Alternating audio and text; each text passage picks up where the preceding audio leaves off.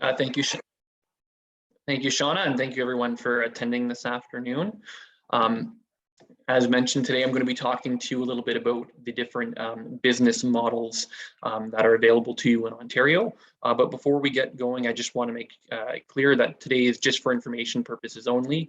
And if you guys have any specific questions with respect to your situation, feel free to call me afterwards and we can discuss it in private. And I'm just trying to flip the screen here. Shauna, is that?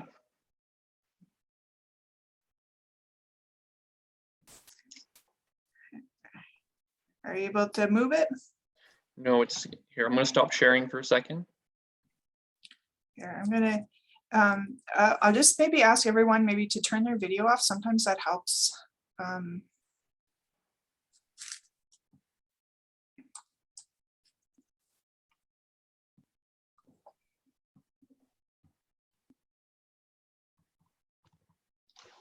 Any luck?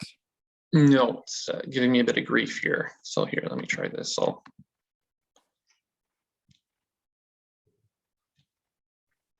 can you see it right now, Shauna? No. Okay, so I'm going to try again. I'm going to.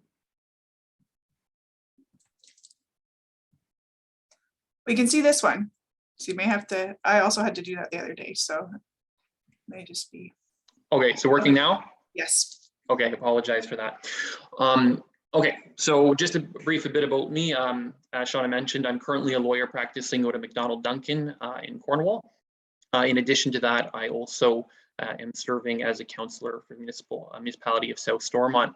Now, one thing I will say is I practice business law, but as mentioned by Shauna, I also do estate planning. And this is something that as business owners or future business owners that you guys should really think about right from the get-go. As soon as you incorporate a business, you should start thinking about your estate plan, succession planning. Those are all things that a lawyer can help you with. And feel free to reach out to me if you have any questions about estate planning as well. I've left my contact information in the bottom corner of the screen. That's my cell phone number. Honestly, everyone, if you ever have any questions, feel free to reach out to me there. You've also got my email address and you can reach out to me at the office. So what is business law? So business law is a body of law that governs the formation, operation, and dissolution of a business. It deals with everything from employment matters to regulatory issues such as getting permits and also assisting entrepreneurs with the purchase and sale of assets. So just to give you a bit of an example of what it is I do, I recently had an entrepreneur reach out to me about starting a business, and that business was a restaurant. So right from the get-go, the first thing we helped them do was incorporate their company. Thereafter, he had to purchase all of the restaurant equipment from another restaurant that was closing down locally. So we helped them with the asset purchase agreement. Thereafter, we helped them negotiate the commercial lease for his unit. And then we helped them get all of the permits with the city as well as the Liquor Control Board. So it's a very broad area. And why I bring this up is if at any point you guys are operating and you have questions and you're not sure what steps to take, it's always a good idea to reach out to a lawyer. Sometimes just a quick email can help put you in the right direction. That being said, today we're going to focus specifically on business organizations and the different models that are available to you in Ontario. So in Ontario, there's three primary structures in which one can operate a business. The first is a sole proprietorship. The next is a partnership. And last but not least, there are corporations. In addition to that, today we're going to very, very briefly touch upon not-for-profit organizations, charities, trusts, as well as what a franchise or a licensing agreement is. So starting with a sole proprietorship, that's the most basic form of business. This is when an individual carries business in his own right without the involvement of any other persons, save and except for any employees. It's very inexpensive to set up and requires few legal formalities. So an example, the classic example of a sole proprietorship would be a lemonade stand. Think of a child opening up their first business. You know, it's just them and they're selling their goods to the public. Obviously, there's no need to register that. It's a very informal type of business. So with a sole proprietorship, all the benefits from the business occur to you personally, but so do all obligations and liabilities. What that means is that you're personally responsible for all contracts with customers, suppliers, and creditors. You're also personally responsible for any torts that you commit. And what that is negligence. So if you cause harm to any other person, you're potentially exposing yourself and your personal assets to seizure by creditors and those that you've harmed. That being said, this is not to say that a sole proprietorship is a bad way of carrying on business. In some situations, it might make very much sense. For example, a lot of people these days are doing what they call side hustles. So if you have a craft, let's say you make scarves and you sell them online through Facebook to friends and family. If this is something that you're doing that isn't making you very much money and the risk is low, you're selling to friends and family exclusively, you might not feel the need to incorporate because the costs might outweigh the benefits. Also, sometimes with certain businesses, they don't incorporate right away because they're going to incur losses in the first few months. And any income or losses that you incur as a sole proprietor are calculated against you personally, so you can deduct it from your personal tax liabilities. So you can offset losses from the early stages of your business from the other source of incomes that you may have. This is something that's not possible for corporations. So sometimes you see people in the first little while when they're starting off, they take advantage of that ability to deduct some losses. So the main attraction with the sole proprietorship, as we mentioned, is the simplicity in creating or solving it. There's no need for filing any sort of documentation with the government. You can simply get going right away. And when you want to stop your business, you can simply stop whenever you want. That being said, just because you've stopped conducting business as sole proprietor, it doesn't mean your liability immediately stops. You're still going to be liable for any faulty goods or services you provided while you were in business during the limitations period. So what the limitations period is that's a period in which someone can sue you thereafter. So it's about typically 2 years after you provide a good or service that you could still be liable. Do note that there are ways that a sole proprietor can limit some of their personal liabilities. That's through contract and or obtaining insurance. So I often have small contractors, for example, and one thing I tell them is, you want to make sure that you have a strong contract, a written signed agreement with your customers, clearly indicating that you're going to be limiting your liability. And that's just adding some protection to you, because as I mentioned in my previous slide, with the sole proprietorship, your business is not a separate legal entity. So if you were sued, you could subject your personal assets, so meaning your car, your house, your vehicles, your bank accounts to seizure from creditors to cover any responsibilities or debts owing to them. And although there's no formal legal requirements for sole proprietorship, you obviously still have to make sure that you have the required permits, licenses, insurance necessary for your particular business. For example, if I wanted to open up a law office on my own, you obviously have to be licensed to practice law, or if you were opening up a restaurant, you make sure that you want to have all the health permits and what have you in place. The chief disadvantage of the sole proprietorship is that unlimited personal liability. Again, it could subject your home, your vehicles, your savings, your personal items to seizure in addition to any of your business assets. In addition to that, another problem that you have with a sole proprietorship is raising capital.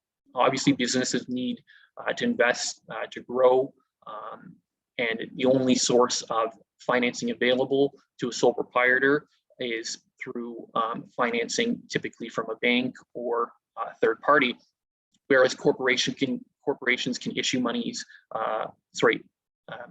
obtain financing in different ways, such as issuing shares or having a business partner contribute funds. So it's not just yourself who's looking to contribute to the business.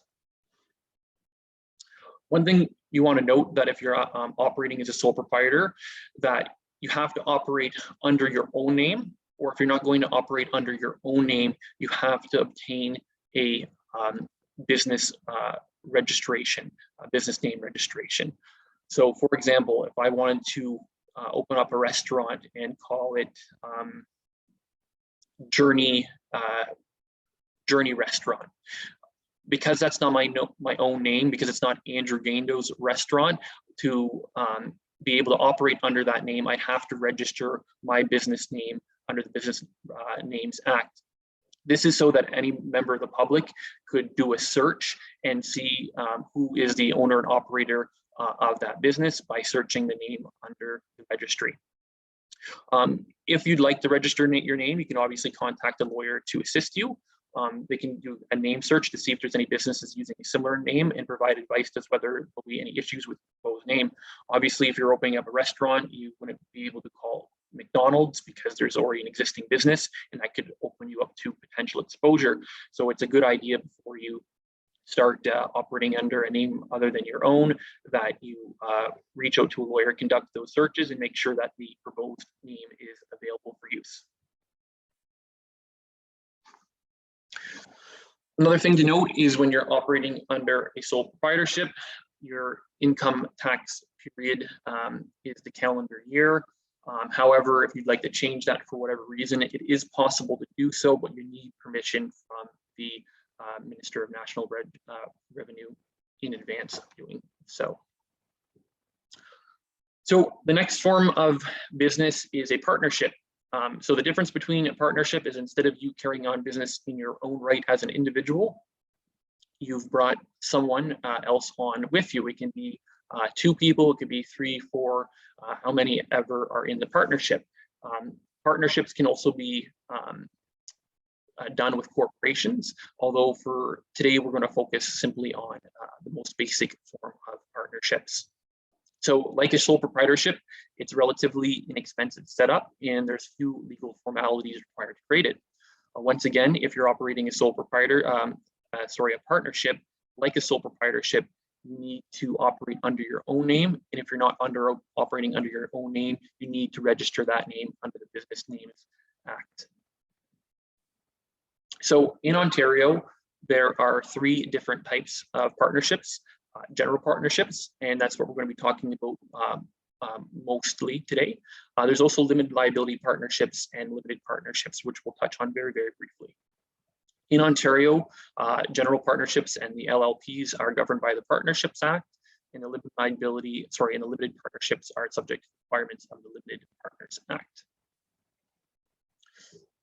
So in a general partnership, all the benefits from the partnership occur to the partners. And once again, they have unlimited liability for the debts and obligations of the business, because a partnership is not a separate legal entity. So the law places a duty on partners to act loyally and in good faith towards one another. The reason for that is you want to make sure that the person who you're in business with is not doing anything inappropriate, because, as I just mentioned, you're going to be liable for their actions. So in the event they weren't acting in good faith, you might have a legal recourse against them. Now, general partnerships are governed by the rules set out in the Partnership Act. However, you can amend those rules by way of a partnership agreement, which is a very good idea to get in place if you are indeed moving forward with a partnership. So that being said, I'm going to discuss some of those rules just so you have a basic understanding of what it is a partnership really is in Ontario. So in Ontario, every partner is considered an agent of the business and can bind the partnership. So what that means is, if you and your friend operated a partnership and your friend went out and made an agreement on behalf of the partnership, you're bound by it, whether or not you like the terms of that agreement. And if you don't fulfill those terms, you could be subject to legal recourse. So it's really important that you trust the person you're with, and you have a conversation with them about how the partnership is going to enter into. those relationships, those contracts with suppliers or customers. As we've already mentioned, every partner is liable jointly with the other partners for all the debts of the business, even for the ones that they didn't contract themselves, the ones that were bound by another agent of the firm. So unless there is a partnership agreement in place, the law assumes that all partners are going to share equally in the capital, in profits of the business, and are also going to contribute equally to any losses. It's also assumed that all partners will take place in the management decisions of the business. Unless there's a partnership agreement in place, no person may be introduced as a partner without the consent of all the existing partners. And no partner can be expelled unless there's a power in place by way of that partnership agreement, which specifically allows them to expel a partner. Finally, a partner without the consent of the other partners cannot carry on a business similar to the nature of that the partnership is conducting. And if you did carry on a similar business, the partnership could look to pay over all the proceeds from that competing business to the partnership. In addition to the other default rules we discussed, when a partnership is subject to any sort of lawsuit, a creditor or a tort victim, so that's someone you've harmed, can recover against, sorry, I just had a question pop up, and I'll answer questions right at the end of this recording. Sorry. Yes, so when you are sued in a partnership, one thing that you have to note is that the third party can sue any of the partners for the full amount owing. So what we're getting at here is they don't have to sue each of you for your particular share of the debt. They can look to any one of the partners to fully recover against just one of them. And what the partner would have to do in that situation is look to his or her business partners to recover their share of the contribution. This can be a problem if your partners don't have sufficient funds to cover those debts. So you could be on the hook for all of the debt, a non-proportional share of the debt for a contract that you yourself might not have agreed to. Also, it should be noted that any partner, any property that you contribute to a partnership is called partnership property. So if you've contributed property, even if it's was in your name, it's now considered partnership property, and all partners have a stake, an equity stake in that property.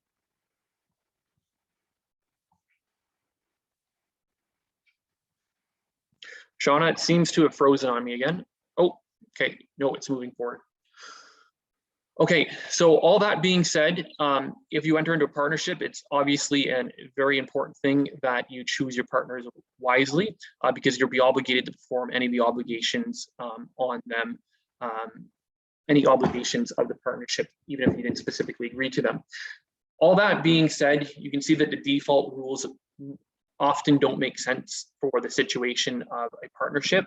So I'd highly recommend, if you're entering into a partnership, that you first see a lawyer and discuss a partnership agreement, so you can discuss amending those default rules, discuss how agreements are going to be entered into, how profits are going to be shared, the contributions in terms of capital, pretty much set out the whole relationship between the parties, all of your rights and responsibilities.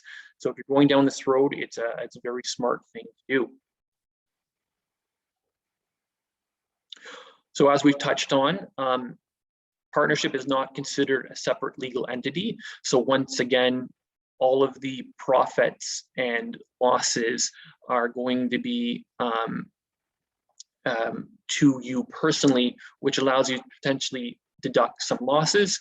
At the same time, if you have income from other purposes, the money coming in from the partnership could be at a very high tax bracket. So sometimes having a partnership can be a tax advantage, sometimes it isn't versus a corporation. Those are all things that you'd want to discuss with your accountant. Now, how does a partnership come to an end? So under the OPA, if you've entered into a partnership for a fixed term, at the end of the term, that partnership is considered to have dissolved. Further, if you've undertaken a partnership just for a single undertaking, single project, when that project is over, the partnership is considered done. That being said, if you haven't provided any sort of time frame, a partnership continues to exist until you give formal notice to your partners that you'd like to dissolve the corporation. So as mentioned, I'll very briefly describe what a limited liability partnership is.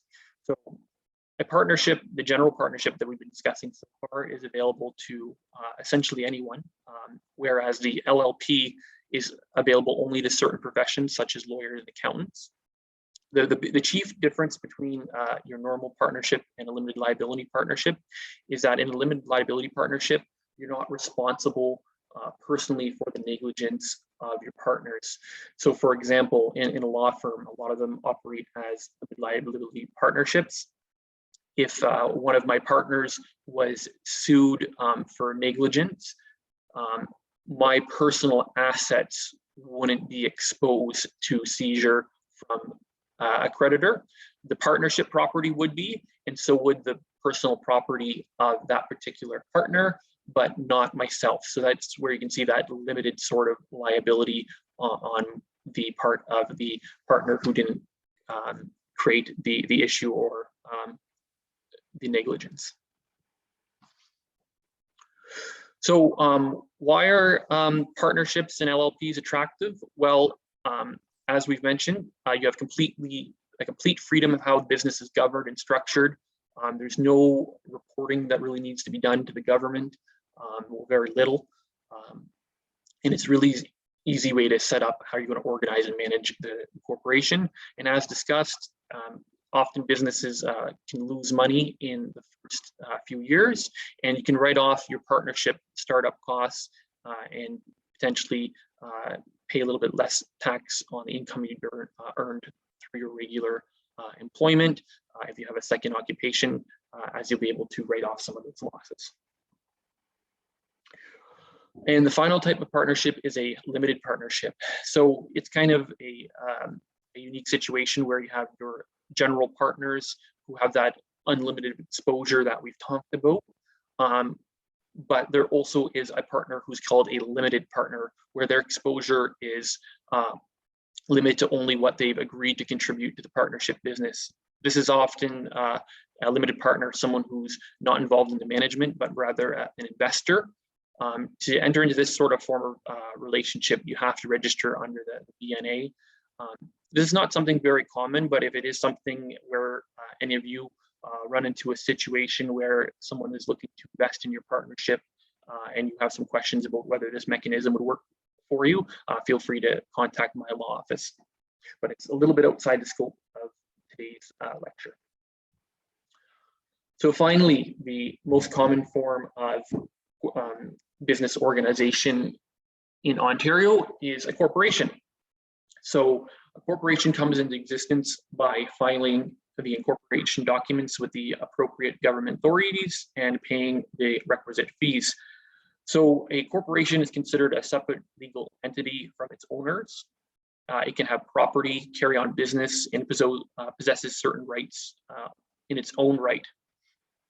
So although a shareholder owns a corporation through their shares, the property itself belongs to the corporation, and the corporation has its own rights and liabilities that are independent of the rights and liabilities of a shareholder. And I'll explain that in a little bit more detail in a future slide. So one thing to note is that as a separate legal entity, the tax is considered separate from its owners. So corporations pay taxes themselves. So a shareholder cannot treat the net income and loss of a corporation as its own to write off its own income. Further, and what's most attractive about the corporation is your liability is limited only to the assets that you've transferred to the corporation, So any money you've put into the business, any property that you transferred over to it for shares.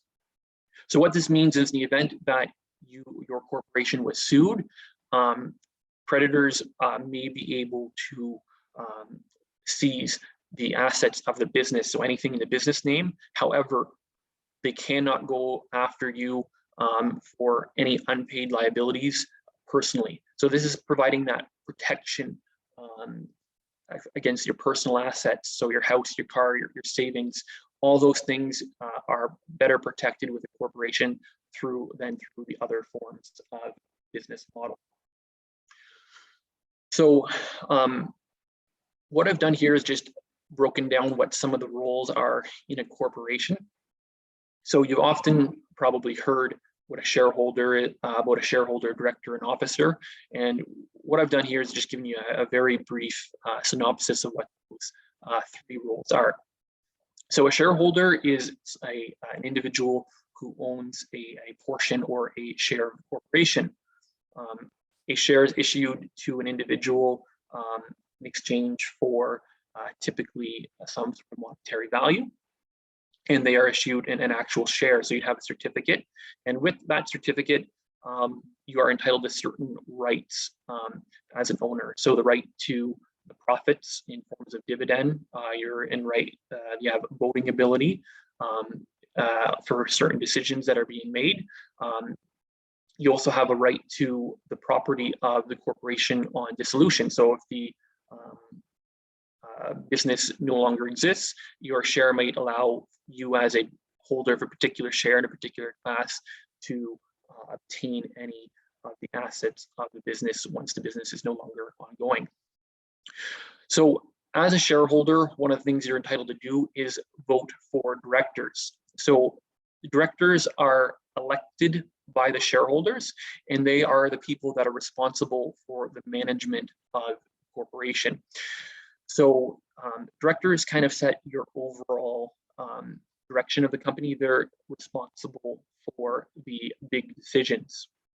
In Ontario, to be a director, you typically have to be an individual versus being a corporation. So a corporation can't be a director of another corporation. It has to be a natural person, be at least 18 years old, of sound mind, and not bankrupt.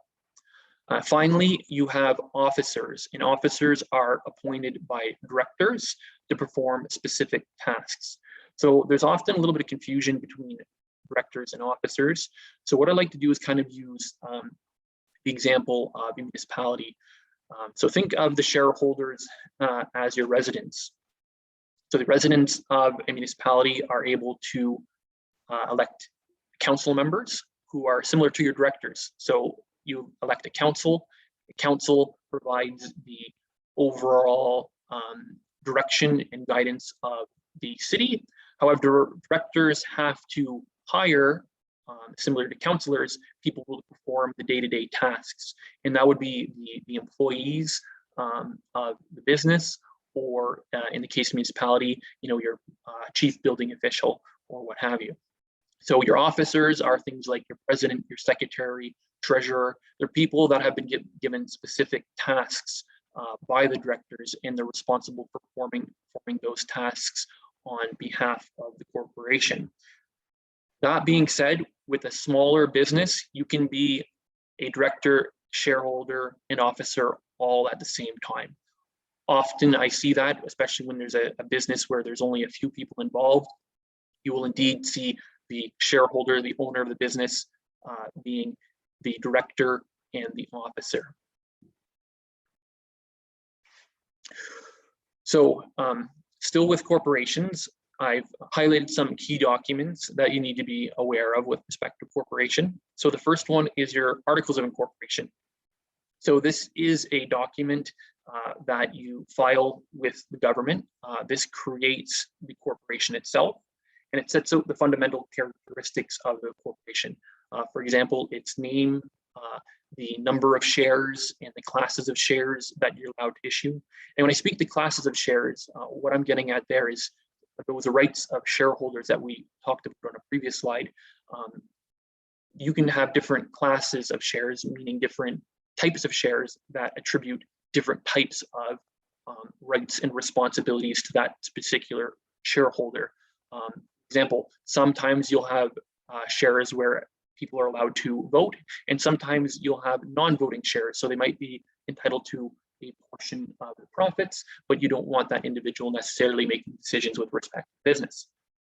So the Articles of Incorporation establishes the business, and it discusses those things like the number of shares, and it can also discuss things like putting restrictions on the transfer of shares. That's quite important because you might want to make sure that when you incorporate a business, that the other shareholders are not going to transfer their shares to someone that you're not familiar with, that you might not want to be in business with.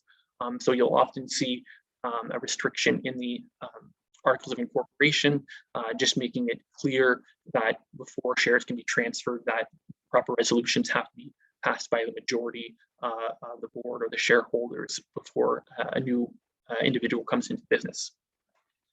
Next, you'll probably heard of bylaws. So what bylaws are, they're essentially the rules that the corporation pass with respect to how it's going to govern itself. So if you're in a corporation and there's several shareholders, there's going to be shareholder meetings, and the bylaw is going to speak to obtaining notice for meetings. So for example, you want to make sure if there's going to be a meeting where an important issue is being discussed, that they don't hold it without your knowledge on a Friday evening when you're not available or when you're on vacation. So the bylaw is going to say that before certain decisions are going to be made, a meeting needs to be held, and a notice has to be provided to all the shareholders. The bylaws also establish who has the authority to sign certain documents on behalf of the corporation. For example, it might say that the office of the president and the office of the secretary are the ones responsible for signing all checks, for signing all contracts, and all these things are going to be governed in bylaw. Next, you have resolutions. So when the corporation makes a decision, they're going to pass that resolution confirming that decision. So a classic example is when you're starting a business and you've made your bylaw, you need a resolution of the board and of the shareholders confirming that bylaw and making it come into existence. And all these documents are going to be kept with corporate records in the minute book. Finally, you might have heard of a shareholder agreement. What this is it is a agreement amongst the owners of a company that outlines the rights and responsibilities of each of the shareholders and how information is going to be shared amongst the owners of businesses and the rights and privileges that the shareholders possess. It's very similar to a partnership agreement. So if you're entering into a corporation and you're going to have shareholders other than yourself, getting a shareholder agreement in place is typically a good idea. It can do certain things, like say if you're going to sell the business, you're going to have a certain level of shareholders that need to consent. So you might say instead of a typical majority rule type decision, you might say before the business can be sold, you need 75% of the shareholders to agree to taking such an action. So once again, if you're looking to incorporate, I do suggest that you consider getting a shareholder agreement done at the same time. It also talks about potentially mechanisms of shareholders buying the partners out, or rights of first refusal before any shares are offered to third parties.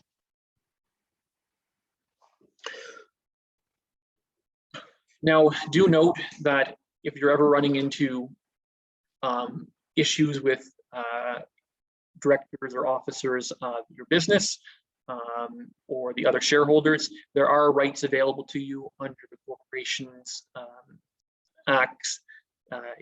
This is something, if you're ever running into these issues, call your lawyer. There are certain rights that you have with respect to the ability to access information.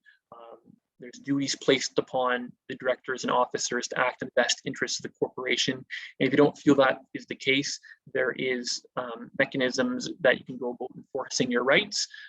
And I would suggest if you ever run into those issues, just contact a lawyer and they'd be able to help you provide that information to you.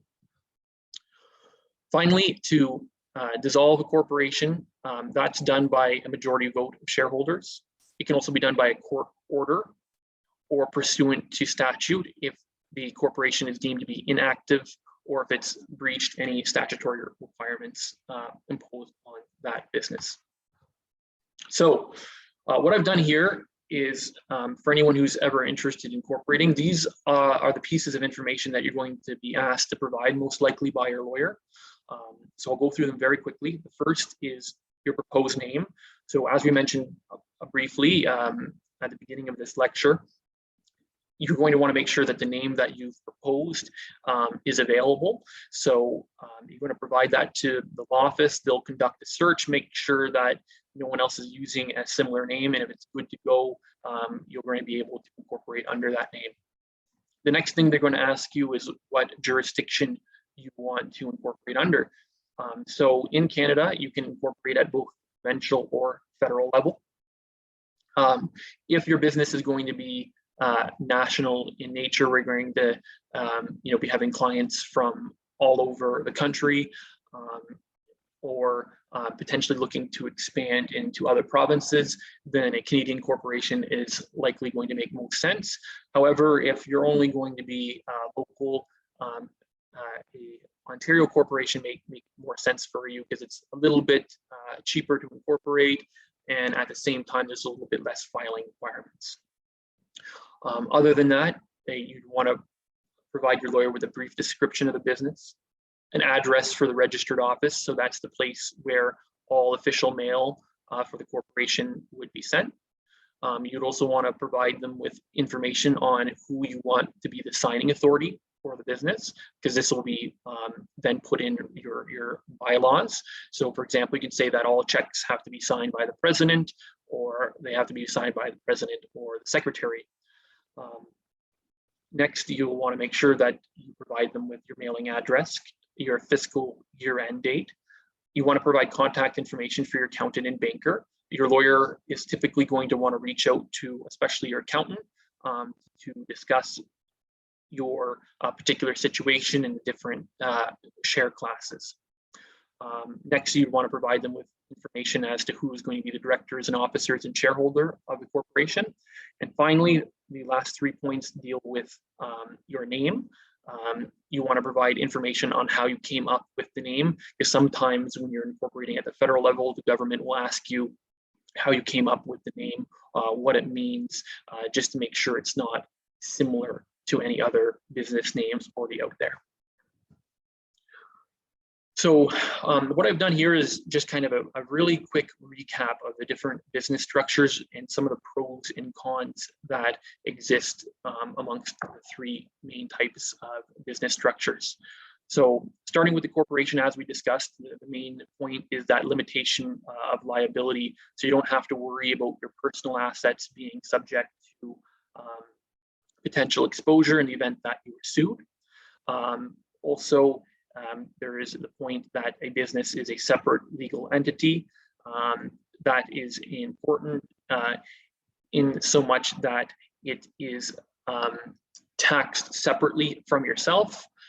So those discussions we had about the ability to offset losses in the first few years against your other source of income, that's not available as a corporation. But because it is a separate legal entity, there are some tax advantages that having a corporation does allow. So if you're operating as a sole proprietor, all the money that you make during the course of the year is going to be subject to income tax. And if you're doing quite well, the tax at the highest marginal rate could be a fairly high tax burden. With a corporation, you can decide that, you know what, the business made $300,000 this year, but I only need to live off $150,000 to maintain my lifestyle.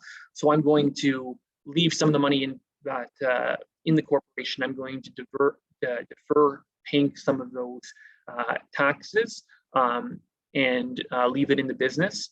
And maybe I'll take it out in a future year. I'll take some of those deferred earnings in a future year where maybe the business wasn't quite as successful.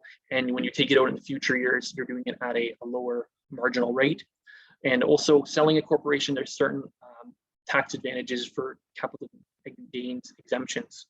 The disadvantages with the corporation, they're closely regulated.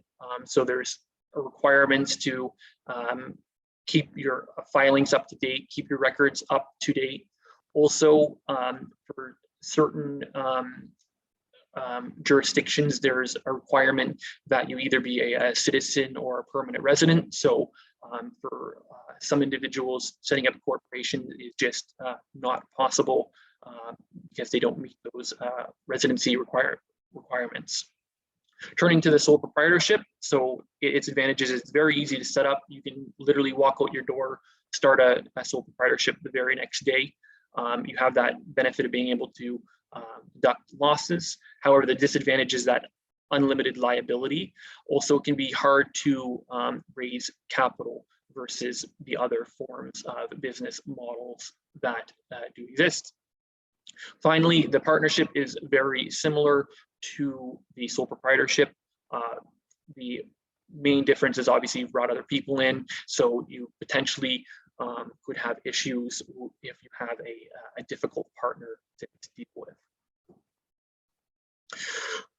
All right, so the next few slides I'm just going to go through briefly just to cover some terms that you often hear in the corporate world, kind of describe what they mean and how they kind of relate to what we've discussed already.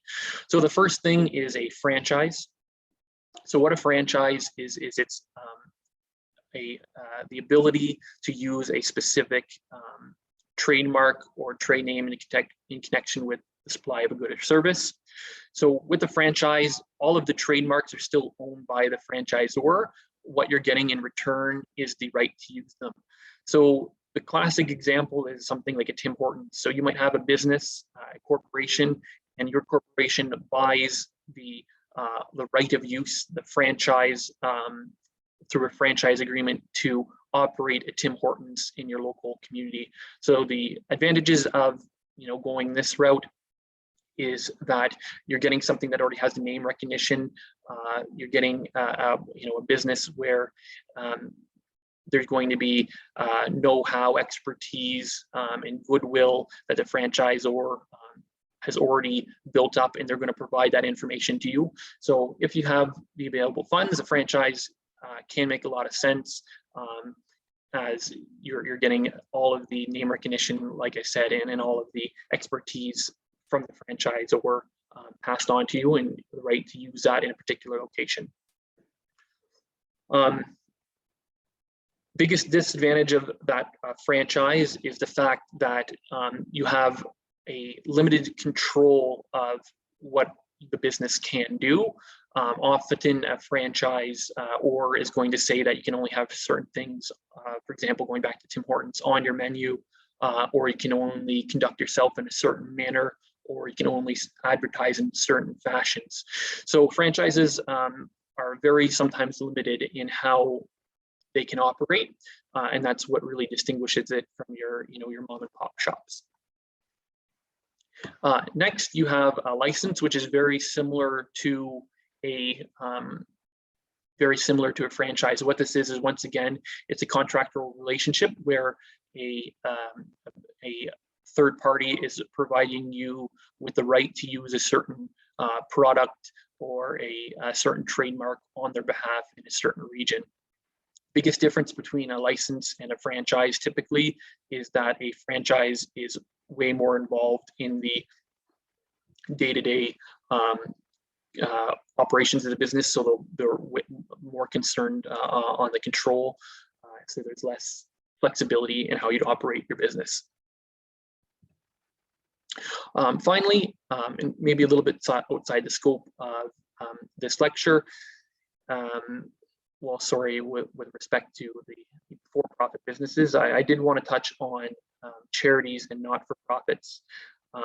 So you are able to, in Ontario, in addition to incorporating for-profit businesses, you can incorporate a non-for-profit. With these types of businesses, you're not going to be passing profits on to the people involved. but it is another form of incorporation that does exist in the province. I want to distinguish very quickly between a typical non-profit organization and a charity. So the biggest difference between your typical nonprofit and a charity is a charity has went the extra step and registered under the CRA, and that allows them to issue tax receipts. However, to be a charity, you have to meet some strict criteria. One is you have to obviously be operating for a charitable purpose. That objective or purpose has to be exclusively charitable, meaning that no one can be making a profit from this. Doesn't mean you can't employ employees, just the directors of the organization cannot be paid in Ontario. Also, the benefit has to be to the public and not to a private individual. So for example, you couldn't set up a charity for the sole purpose of paying your college education. Nonprofits typically refer to social groups or recreational groups, and although the members may not be profiting, they may not meet the definition of a charity above. So that's kind of the distinguishing feature, that charity specifically meets these three criteria, has registered with the CRA, and because of that is able to issue tax receipts, whereas a non-profit that is not a charity doesn't meet the criteria above. So in the event any of you are interested in opening up a non-for-profit, do reach out to me. There are different ways to organize nonprofits. They can be just an association of individuals, or you can incorporate, like I mentioned. If you do incorporate, it does provide some of those rights and responsibilities that we discussed with a typical corporation, and it does protect you from potential liability in event that the nonprofit does get sued. So it is a good idea if you're operating a nonprofit that you consider incorporating it as well. Finally, the last comment I wanted to make with respect to nonprofits is nonprofits can obviously sell goods and charge fees for services. The biggest difference is the money that they obtain by providing these services goes to further the organization's goals or mandate versus the money being distributed to the members of the organization by way of dividends or profits. So that is my lecture. I'll now turn it back over to Shauna if there's any questions or concerns. Oh, hi everyone. Let me turn my camera back on here. There we go. Thank you, Andrew. That was a lot of information about different aspects of how to operate your business, I guess. We did do a little poll kind of midway through to see where most people's heads were and what they're considering setting up. It looks like the majority are looking towards sole proprietorship. So is there any specific information that you would like to encourage them to do first, or is it really just make sure you register your business? Okay, so if you're looking to do a sole proprietorship, the first thing you need to turn your head to is whether there are any requirements to operate that specific type of business in terms of permits, insurance requirements, or things of that nature. So for example, if you're opening up a restaurant, the first thing you'd want to do is make sure that you understand what the requirements are with respect to meeting any of the city's building code requirements for the location, meeting any of the health units requirements for the location, or if you're serving liquor, making sure that you can meet those requirements. So that'd be step one. So just understanding, what is needed in your specific industry. Two, if you're doing the sole proprietorship route, you want to turn your head to what can you do to limit your exposure? Because like I mentioned, you're potentially subjecting your personal assets to seizure. So a good thing to do is to look at whether you have good written contracts that clearly stipulate the services you're providing, and if there's ways that you can limit your exposure. You know, no one ever wants to spend money on things like having a lawyer review these documents, but you only have to do it the first time, and then you can reuse that contract on the get-go going forward. In addition to that, is there any insurances available that can limit some of your exposure? You know, business interruption insurance, different things like that. So those are three of the first things you should do if you're looking to open up a sole proprietorship. At some point, you know, it often does make sense to incorporate. Like I said, the threshold, at least speaking to accountants, is, you know, if the money that you're receiving in any particular year, if you don't need to use all of that, and you're going to, you know, if there's an opportunity to set it aside for the future, having that corporate vehicle, leaving the money in the corporation, which might have a lower tax rate, and then taking it out in future years might make sense. So hopefully that kind of answered the question. Yes, yeah. There's so many different things to consider. So it's a really good conversation to have, and hopefully everybody was able to take all the information and go back and think about it, like seriously think about it, because there's like you said, liability is there something that's very important to consider. Yeah. No matter what type of business you're in, and you just have to weigh that the pros and cons for your own personal business and your personal situation, and that makes your decision that little bit easier. Absolutely. And I would say incorporation makes sense a lot of the time. One, there's the protection for the name that might not exist for your business name. If you're just operating under sole proprietorship, even if you register your business name, that's an Ontario statute. It doesn't provide you with protection across the whole country. Whereas if you incorporated at the federal level, you've got protection for your business name.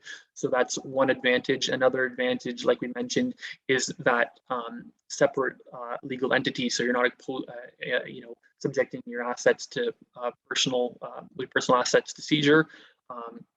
And there's also the tax advantages. If you're in a profitable business, there's different mechanisms you can take advantage of through a corporation.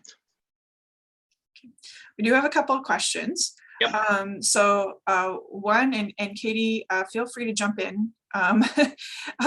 So on average, how much would you trademarking? I guess how much would it cost to trademark your name and your logo? So that's a good question. I don't do the trademarking. That's something you'd actually have to deal with a copyright lawyer with. That being said, if you send me a quick note, I can look into that for you and provide you with some information, get some basic numbers for you. Okay. And then so the next one's from Sebastian. So Sebastian, same thing, feel free to jump in. So it says that he's operated his business for sole proprietorship for 7 years, but he's in a growth stage and he's looking for financing, and he's worried something's going to go wrong. What would incorporating his business for the purpose of financing protect him and his family? So one thing I will say is, if you're still in the growth stages, it depends what sort of financing you're looking for, because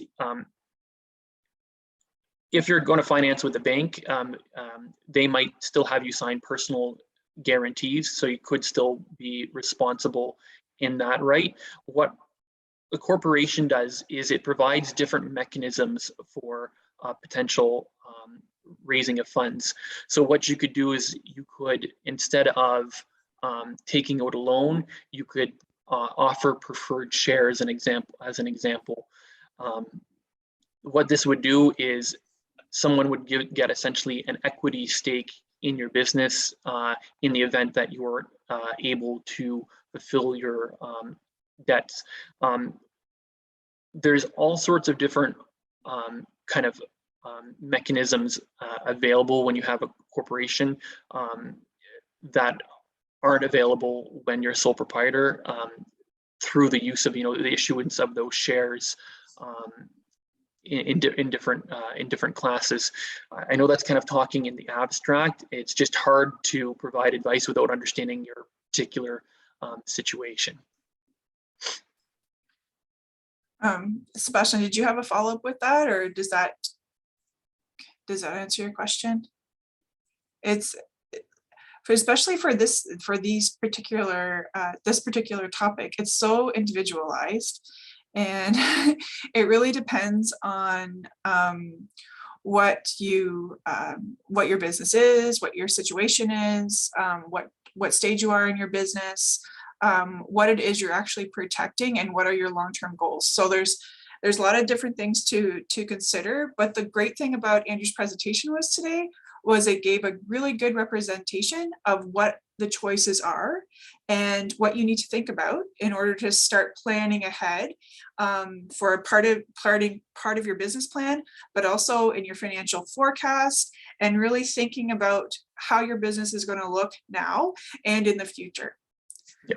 So the final closing point is a lot.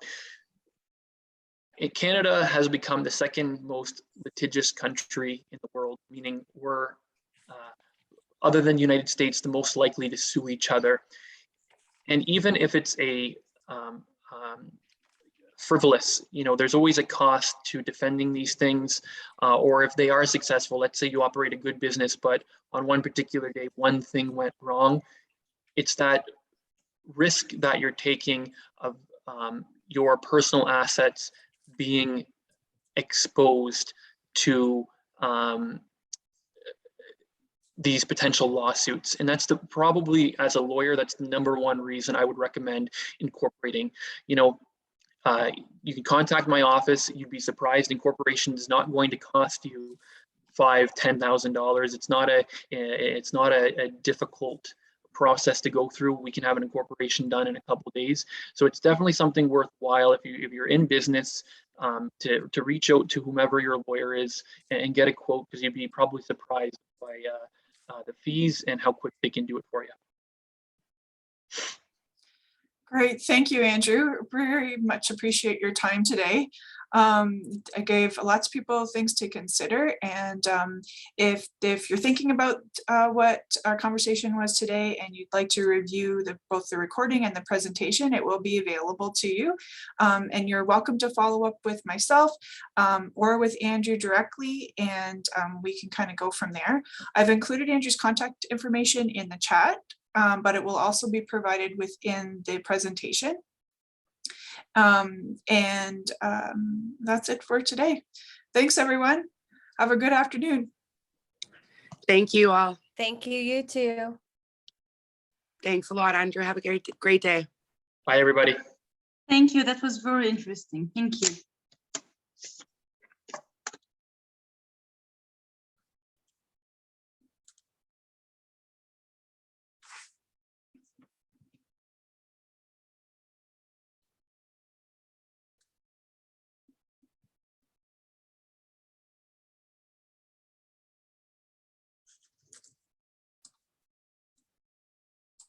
Thanks, Andrew. Thanks, Shauna. Thanks, guys.